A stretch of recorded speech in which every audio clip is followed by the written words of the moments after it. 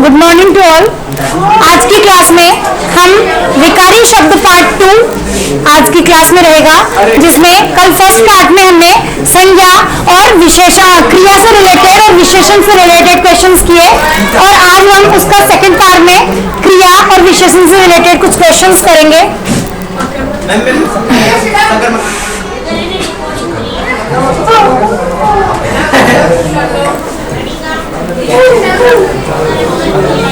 हाँ, सबसे पहले आप देखिए, जिस वाक्य में क्रिया का सीधा फल कर्ता पर पड़े, क्वेश्चन में क्या पूछा जा रहा है, क्रिया का सीधा फल किस पे पड़े, कर्ता पर, वहां कौन सी क्रिया होगी?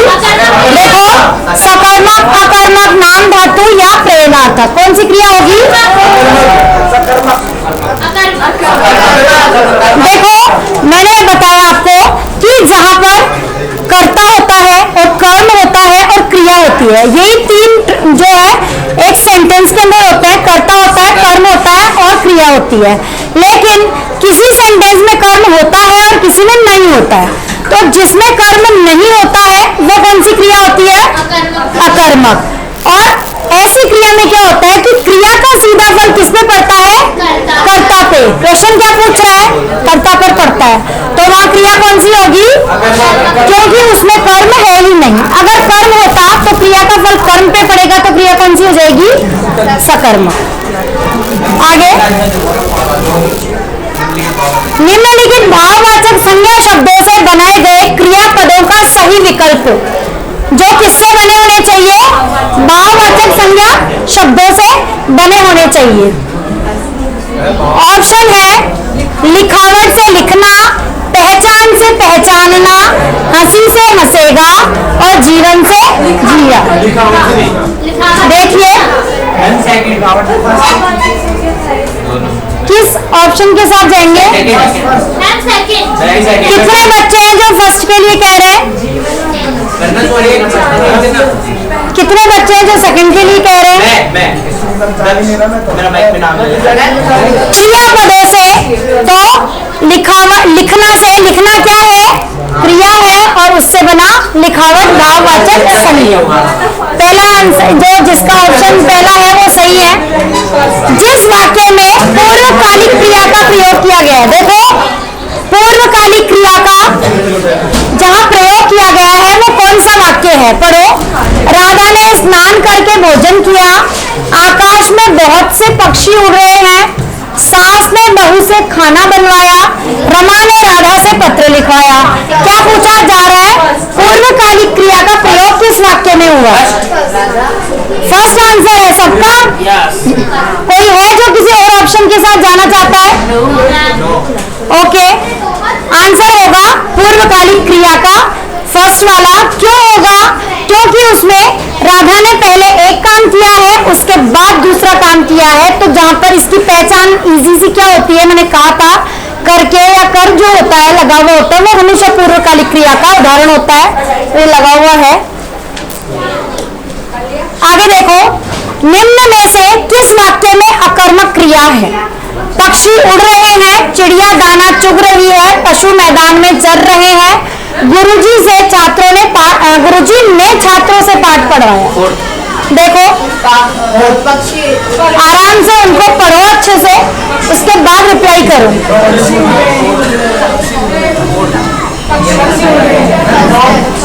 कौन सा आंसर होगा?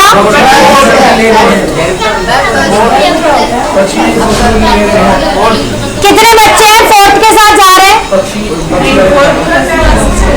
कितने हैं कोई थर्ड के साथ? Second, first. अब मुझे, हम सब सेंटेंस को एक बार देखेंगे। गुरुजी ने छात्रों से पाठ पढ़वाया, कौन सी क्रिया है? अगर इसमें अकर्मक नहीं है तो कौन सी है? पूछ रही हूं कि अगर मैं यहाँ पर ऐसे देती, इस सेंटेंस को लिख के पूछती इसमें कौन सी क्रिया है, तो आप क्या आंसर देते?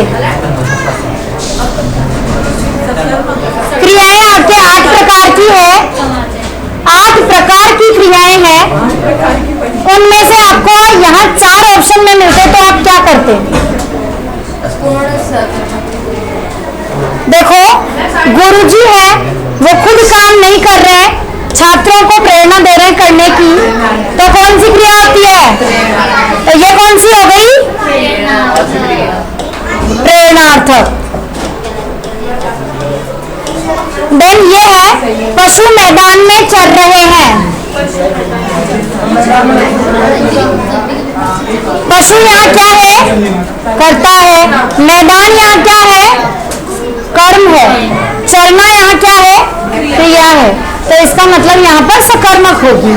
फिर है चिड़िया दाना चुग रही है, ये भी सकर्मक है। पूछा क्या है? अकर्मक। पक्षी उड़ रहे हैं, क्या उड़ रहे हैं? पक्षी तो यहाँ करता है, उड़ने का काम उनके द्वारा किया जा रहा है, इट मीन्स वो कर्म नहीं है। आंसर क्या होगा? फर्स्ट। आगे क्वेश्चन है प्रेरणार्थक क्रिया का उदाहरण नहीं है। क्वेश्चन में क्या लिखा है? नहीं। देखो पढ़ो। गोविंद ने राम को जगवाया, रमेश मजदूर से पेड़ कटवाता है, प्रशांत अनिल से पत्र लिखवाता है, वह खाना खाकर सो गया। वैसे ये कौन सी क्रिया का उदाहरण है? पूर्णकालिक क्रिया का एग्जाम्पल है, तो राइट आंसर होगा 4। वह दौड़कर चलता है, वाक्य में क्रिया कौन सी है? पूर्वकालिक, नाम धातु, सकर्मक, प्रेरणार्थक। Very good. चलो मेहनत रंग ला रही है। नौकर चिट्ठी लाया, वाक्य में क्रिया का भेद बताना है। ऑप्शन में 3 ही ऑप्शन है, सकर्मक, अकर्मक और पूर्वकालिक। नौकर चिट्ठी लाया, क्या लाया? तो यहाँ नौकर तो करता है, चिट्ठी क्या है? ऑब्जेक्ट है। इसका मतलब कौन सी होगा आंसर? सकर्मक। मुख्य क्रिया के अर्थ को स्पष्ट करने वाली क्रिया। मुख्य क्रिया के अर्थ को स्पष्ट करने वाली क्रिया कौन सी होती है? अगर आपने सभी क्रियाओं की परिभाषा याद की है तो आंसर आ जाएगा सहायक क्रिया, प्रेरणार्थक क्रिया, नाम धातु क्रिया या इनमें से कोई नहीं।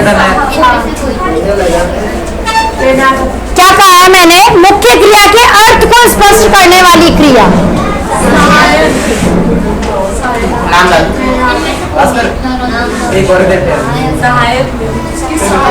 हाँ, आंसर होगा हेल्पिंग वर्ब है। ये मेन वर्ब के साथ में हेल्पिंग वर्ब लगी होती है ना, इज है था लगाते हो ना तुम लोग, उनके बिना सेंटेंस कंप्लीट थोड़ी होता है।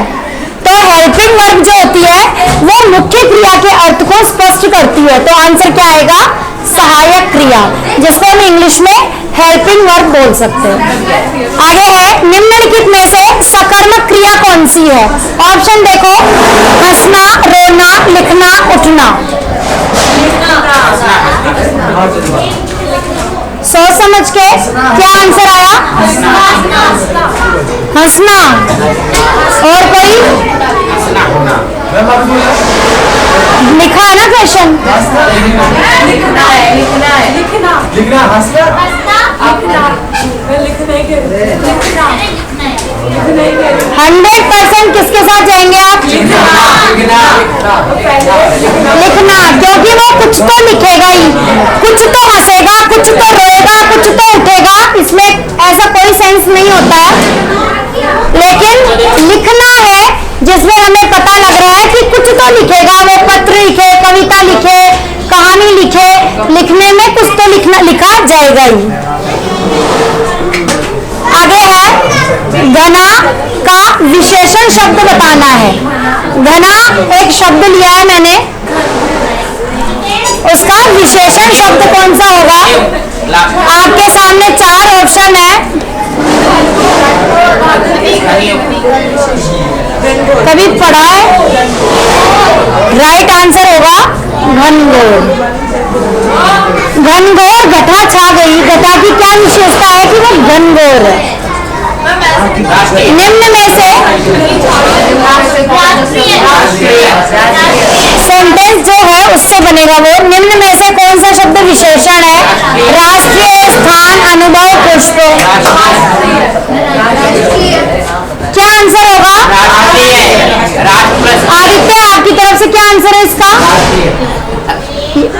आपने क्या आंसर दिया? हाँ, सब एक के ही साथ जाएंगे। राष्ट्रीय इसका राइट आंसर है। आगे है, अग्नि का विशेषण शब्द कौन सा है? ऑप्शन देखो, अग्निकार, आग्नेय, अग्निकृत, अग्निवेश।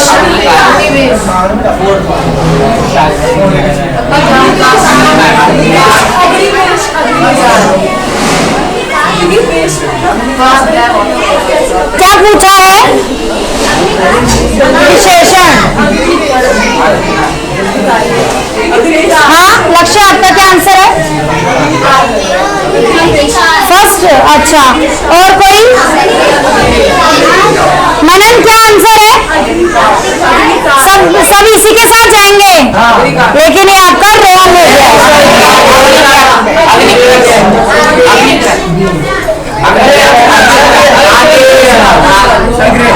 क्योंकि हम बोलते हैं चट्टानें जो होती है, एक आग्नेय चट्टान होती है, तो चट्टान की विशेषता क्या है? वो आग्नेय है।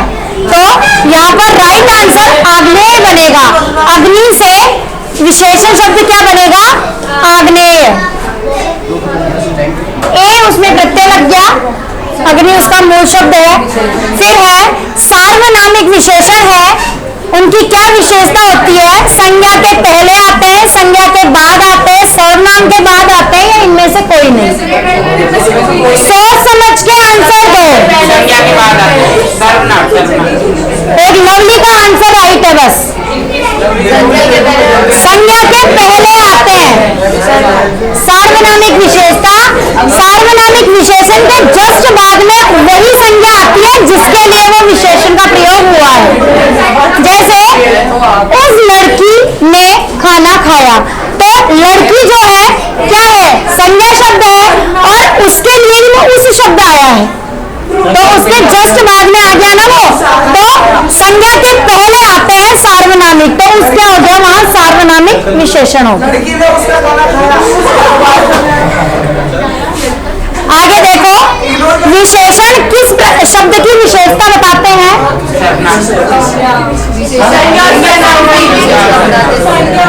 क्या आंसर होगा?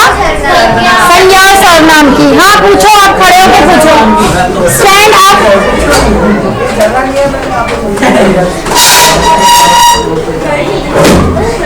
हाँ पूछो।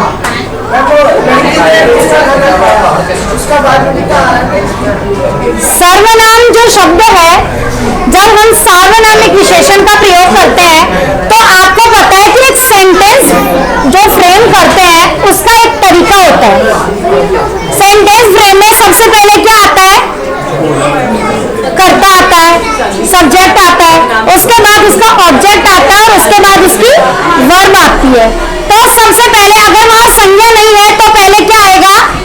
सर्वनाम आएगा। संज्ञा के स्थान पे ही तो प्रयुक्त होते हैं ना, इसीलिए सबसे पहले वहां सर्वनाम का प्रयोग किया गया है, और संज्ञा उसके जस्ट बाद आई है, क्योंकि वो उसको ही इंडिकेट कर रहा है। मतलब इसमें क्या बताया मैंने आपको? कहा गया वो क्वेश्चन? हाँ, इसमें है संज्ञा के पहले आते हैं, जो सर्वनाम संज्ञा के जस्ट पहले आए, और वो उसी के लिए आए जिसके लिए वो संज्ञा उस संज्ञा के लिए आता है, वो सार्वनामिक विशेषण होता है। और सार्वनामिक विशेषण किससे बनता है? सर्वनाम से बनता है। सार्वनामिक विशेषण सर्वनाम से बनता है, और उसमें जो है निश्चयवाचक सर्वनाम होता है ना, उसी से वो बनता है, क्योंकि उसमें यह, वे, वो, उसको, उसके, ये आते हैं शब्द। तो यहाँ पर सार्वनामिक विशेषण के लिए पूछा जा रहा है, सेंटेंस में क्या होगा? पहले वो सर्वनाम आएगा और उसके बाद में वो संज्ञा आएगी जिसके लिए वो प्रयुक्त हो रहा है। ये उसका रूल है, ये नियम है, इसलिए पहले वो आया, उसके बाद इसके लिए संज्ञा आई है, नहीं तो वो सार्वनामिक विशेषण नहीं रहेगा।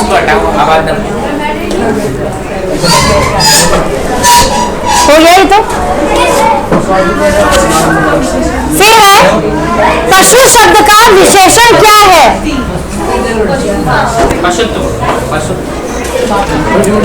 विशेषण पूछ रही हूँ मैं, भाववाचक संज्ञा नहीं पूछ रही। एक मिनट, कभी कभी सोच भी लिया करो, थोड़ा बहुत टाइम ले लिया करो। ऐसा नहीं है कि इंस्टेंट किसी चीज का जवाब दिया जाए। सोचो उसको कि ऐसा है तो ये क्यों है, और ये नहीं है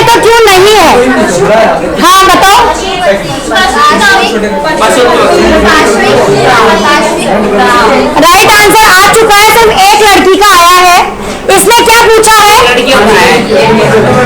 विशेषण हम बोलेंगे जैसे पार्श्विक प्रवृत्ति के लोग हैं, जबकि ये तो क्या है? भाववाचक संज्ञा है, ये तो भाववाचक संज्ञा है।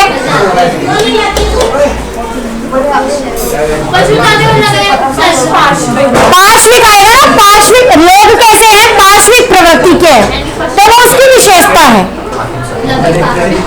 कभी कभी थोड़ा सोच के ही आंसर दिया करो, रुक जाया करो थोड़ी देर।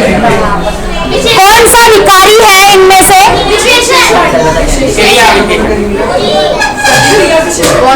क्योंकि विकारी कौन कौन से होते हैं? संज्ञा, सर्वनाम, विशेषण और क्रिया। अब इनमें से ये कौन सा है? अविकारी। ये और एक चौथा पार्ट कौन सा है विकारी का, वो भी बता दो। वेरी गुड, जिसमें अधिबोधक है जो यहाँ नहीं है और एक बीच में विकारी आ गया है, तो राइट आंसर होगा विशेषण। देखो, महात्मा गांधी में अमूल्य गुण थे, इस वाक्य में अमूल्य शब्द क्या है ये बताना है। संज्ञा, सर्वनाम, विशेषण, क्रिया, ये 4 ऑप्शन है। गुणों की क्या विशेषता है कि वो अमूल्य है, इसीलिए आंसर क्या होगा? विशेषण। आगे है, परिश्रमी शब्द में कौन से विशेषण का बोध होता है? ये परिश्रमी है ना, कौन से विशेषण का हमें बोध कराता है? गुणवाचक, संख्यावाचक, परिमाणवाचक और सार्वनामिक, ये 4 विशेषण होते हैं। अब इनमें परिश्रमी शब्द किसके बारे क्या बोध करा रहा है? उसके गुण का बोध करा रहा है, इसलिए आंसर क्या होगा? गुणवाचक विशेषण। मेरा कुत्ता काला है, इस वाक्य में काला शब्द क्या है? ये कोई भी बता देगा, विशेषण है। कबीर कल बहुत सुंदर दिख रहा था, यहाँ पर अंडरलाइन है। रेखांकित शब्द व्याकरण की दृष्टि से क्या है? क्योंकि उसमें विशेषता बता रहा है कबीर की, वो तो सुंदर अपने आप में क्या है? विशेषण है। गुणवाचक, परिमाणबोधक, सार्वनामिक, संख्यावाचक किसके उदाहरण है? विशेषण के। संज्ञा कितने प्रकार की होती है? अगर क्वेश्चन पूछे कि मुख्यतः कितने प्रकार की होती है, तो 3 हो गई। कौन कौन सी? हाँ, व्यक्तिवाचक, जातिवाचक, भाववाचक। लेकिन पूछे कि संज्ञा कितने प्रकार की होती है, तो 5 प्रकार की। 5 में 2 और कौन से जुड़ेंगे? हाँ, जो कि किसके पार्ट है? जो कि किसके उपभेद है? जातिवाचक के। जातिवाचक के उपभेद है। अगर वहां आपके ऑप्शन में मान लो एक कक्षा शब्द से पूछ ले और ऑप्शन में आपके कलेक्टिव नाउन हो ही नहीं, तो आप क्या करेंगे? जातिवाचक पे जाएंगे। फिर उसके बाद सर्वनाम कितने प्रकार के? 6 प्रकार के। मनन आप नाम बताएंगे, कौन कौन से सर्वनाम के नाम होते हैं आप बताइए। हाँ बोलो, देखिए क्या कह रहा है वो, सुनिए आप लोग। पुरुषवाचक, निश्चयवाचक, अनिश्चयवाचक, संबंधवाचक, निजवाचक और प्रश्नवाचक। क्या आप सभी इसके साथ जाना चाहेंगे? Okay, right answer. देन विशेषण, विशेषण कितने प्रकार के होते हैं? कौन कौन से? हाँ, 4 हो गए। कौन कौन से हुए? गुणवाचक, परिमाणवाचक, संख्यावाचक और सार्वनामिक, ये 4 हो गए विशेषण। अब आगे है क्रिया। अगर हम बोले कि कर्म के आधार पर क्रिया कितने प्रकार की होती है, तो कितनी होती है? 2। कौन कौन सी? अकर्मक और आक्रामक। एग्जाम के लिए इन दोनों की डेफिनेशन, बोर्ड एग्जाम के लिए इन दोनों की डेफिनेशन और इनके एग्जाम्पल ये अच्छे से आपके क्लियर होने चाहिए। वो फिल इन द ब्लैंक्स में भी आ सकता है और आजकल अब तो आपके आने वाले जो बोर्ड एग्जाम में तो 20 क्वेश्चन 1 मार्क्स के आएंगे, तो वहां पे आपको डेफिनेशन भी पूछी जा सकती है विद एग्जाम्पल। हाँ, पूछेंगे उसमें। और सारे जितने भी सर्वनाम के भेदों के नाम वो परिभाषाएं हैं वो सब और उनके एग्जाम्पल ये भी आपसे पूछ सकते हैं। दो में भेद भी पूछ सकते हैं कि इसमें क्या अंतर है, या पूछ सकते हैं कि पुरुषवाचक सर्वनाम कितने प्रकार के होते हैं, उदाहरण सहित बताइए। तो इस तरह से आप उनको बता सकते हो। फिर विशेषण के लिए भी पूछ सकते हैं कितनी अवस्थाएं होती है, कितनी अवस्थाएं होती है, कितनी अवस्थाएं होती है, 3। नाम बताओ लवली, विशेषण की अवस्थाओं के नाम बताइए। पहले क्वेश्चन को सुनिए, क्या कह रही हूं मैं। विशेषण की अवस्थाएं,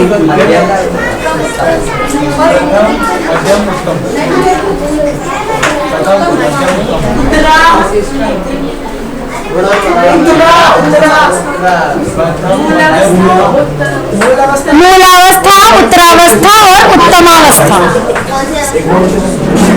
तो इस तरह से इस चैप्टर से आपके विकारी शब्दों के जितने क्वेश्चंस बेसिक जो आने चाहिए थे इस तरह से ही आएंगे।